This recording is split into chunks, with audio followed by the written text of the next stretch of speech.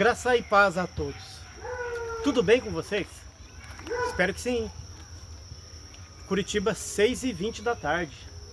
Está anoitecendo. Mas, se vocês conseguem enxergar, vinde às águas. É o convite que eu vos faço hoje. Vinde às águas. Está tarde, o parque está cheio, a praça está cheia. As pessoas estão se divertindo ainda, aproveitando os últimos minutos do sol quente que brilhou na capital do Paraná hoje. E é nesse ambiente que eu quero gravar com vocês um pequeno vídeo breve, do tema Vinde às Águas. O tema de sempre, né? O tema Vinde às Águas. É uma série que a gente faz aqui há muitos anos e sempre tem um tema diferente. Me foi sugestionado um novo tema e eu marquei aqui com um pedacinho de madeirinha, galinha de árvore, nesta tradução que a gente vai usar, que é a King James, Novo Testamento. O texto está na primeira epístola universal de São Pedro, no capítulo 3, no versículo 8. Primeira epístola universal do apóstolo São Pedro, né? Primeira carta do apóstolo São Pedro, capítulo 3, versículo 8. E o tema diz assim: o estilo de vida do cristão. E o versículo é esse, ó, 8. Concluindo, tende vós todos o mesmo modo de pensar, demonstrai compaixão e amor fraternal, sede misericordiosos e humildes. Só até aqui. Peço que vocês peguem o texto, peguem o texto em casa, com o tempo, leiam ele, desenvolvam nele uma leitura sistemática, porque vocês vão ver complementos dessa frase que está nesse texto, tá bom? Mas vamos usar esse versículo isolado aqui para fazer texto base do que eu quero falar para vocês. Naquele tempo, os apóstolos já haviam dissensões quanto à doutrina, quanto ao comportamento e quanto à moralidade. E isso não estou falando do judaísmo. Quando veio o cristianismo, o povo também se carregou desses problemas, desses celeumas, dessas discórdias que haviam naquele tempo. Então, hoje, o tema que nós vamos abordar é discórdia. A discórdia sempre houve no meio dos cristãos, mas estou falando a discórdia no meio do separatismo e sectarismo que existe no meio cristão, nas igrejas evangélicas ou mais, vamos dizer, por assim dizer, mais alinhados ao catolicismo, seja romano, anglo-saxão ou ortodoxo. Existe uma corrente de pensamentos diferentes, existe uma série de diferenças culturais que pegam as pessoas e trazem às pessoas costumes locais, culturais, tradicionais das famílias. E as pessoas assimilam essas culturas, esses costumes, e quando, por dizer assim, ao longo do tempo, adotaram alguns ensinamentos apostólicos, interpretaram segundo os seus entendimentos e aplicaram na comunidade, na sua vida, causando discórdia em grupos, sectarismo em outros.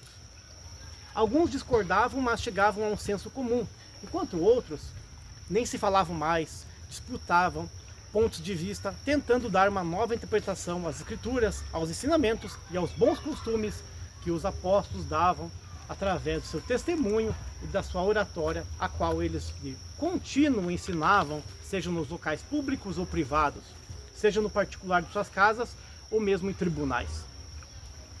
Ou mesmo os ensinamentos que eles escreveram, e os discípulos escreveram e os copistas passaram. E hoje em dia, como é que está o mundo atual? Como é que é o comportamento das igrejas católicas, evangélicas, ortodoxas? O movimento protestante, o movimento tradicional? Por que há tanta diferença, tanta discórdia, tanta desunião? É claro, eu mesmo, como um teólogo, não posso adotar o sincretismo religioso, muito menos o ecumenismo universal. Eu abomino o sincretismo universal e o ecumenismo universal.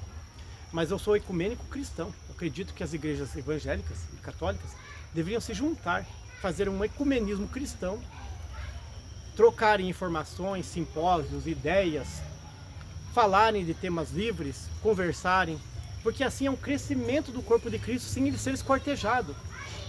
Ora, as pessoas ao longo dos tempos as pessoas se apegam à cultura local, à vestimenta, à alimentação, ao estilo da música, e criam ali doutrinas e dogmas que vão mais separar as pessoas do que uni-las. Isso vem de onde? Isso vem dos encontros, geralmente os encontros que as pessoas fazem, os líderes religiosos em si, os líderes religiosos locais, os líderes religiosos presenciáveis das suas denominações e organizações religiosas acabam produzindo esse tipo de conteúdo que é tóxico e trazem para a sua comunidade local, levando elas a acreditar assim, ensinando eles por imposição ou por obrigação de fé, como regra de fé e conduta. E essa comunidade acaba refletindo esses ensinamentos, passando para frente a tudo aquilo que aprendeu e sendo, sem saber, maus diante de Deus. Pensando fazer o bem, fazem o mal. Pensando acertar, estão errando, e pensando que estão certos, estão fora do caminho. E é nesse âmbito, nesse momento, que eu pergunto para vocês hoje: discórdia, seccionismo, sectarismo, separatismo, brigas, desunião, provém de Deus? Vocês sabem muito bem que o apóstolo escreveu na sua carta ali sobre esse assunto, porquanto havia uma dissensão das igrejas primitivas. Da mesma forma, o Senhor Jesus Cristo deixou escrito que aquele que não ama seu irmão peca. Mas que amor é esse? Amar da boca para fora. Ah, não, eu gosto daquele irmão, eu amo ele, amo ela. Eu amo ela. Eu amo ele. Só não quero contato. Gente, só não quero contato. Só não quero conversar. Só não quero visitar, não quero ir na casa dele, dela, não quero distância, mas vou amar de longe. Não existe amor fingido no cristianismo. O cristianismo verdadeiro, não existe amor fingido. O apóstolo deixou na carta. Nós temos o mesmo parecer, o mesmo pensamento de Cristo. A mente de Jesus. A mente de Jesus não é nada mais, nada menos que fazer como Jesus fez. Praticar as obras que ele praticou. Se comportar como ele comportou e pensar e raciocinar da forma que ele raciocinou e nos ensinou, pois ele foi o mestre dos mestres.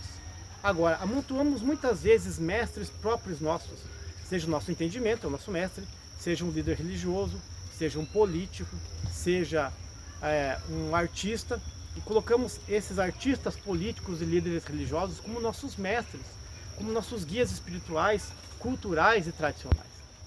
E assim degradamos a nossa purificação espiritual, deixamos ela contaminada ao longo do tempo por essas brechas e fazemos com que as pessoas que nos rodeiam, que estão à nossa volta, que nos assistem, tenham uma nuvem de testemunho ruim do que é o cristianismo, e por isso também cresce o número de pessoas que não creem, que preferem se abster das religiões, e aqueles que são traumatizados pelas seitas. E começa na família, a família mesmo, por costumes diferentes, igrejas diferentes, templos diferentes, roupas diferentes, comida diferente. A própria família muitas vezes produz essa alienação, essa separação, esse seccionismo, essa discórdia. Mas ela aprendeu em algum lugar, e geralmente ela aprendeu num lugar ruim. A igreja de Cristo não é ruim, mas a igreja tomada por Satanás, pelo homem e sua sabedoria para ganhar dinheiro, fama ou poder, é um lugar ruim. Lugares tóxicos, lugares que são traumáticos, lugares que levam pessoas ao suicídio, depressão profunda e angústia. Tem que haver sim uma mudança. É necessário que haja uma mudança do pensamento, transformação da corrente filosófica que nos envolve, seja na sociedade, seja na liderança religiosa, seja na liderança política. Vivemos tempos difíceis, em que as pessoas perderam sentido para a vida. E muitas vezes esse sentido para a vida, meu amigo, minha amiga, meu irmão, minha irmã, que está assistindo esse curto vídeo no entardecer de Curitiba, saiba que essa descrença total, ela virou realmente uma epidemia. E é culpa sim da liderança religiosa que plantou a discórdia.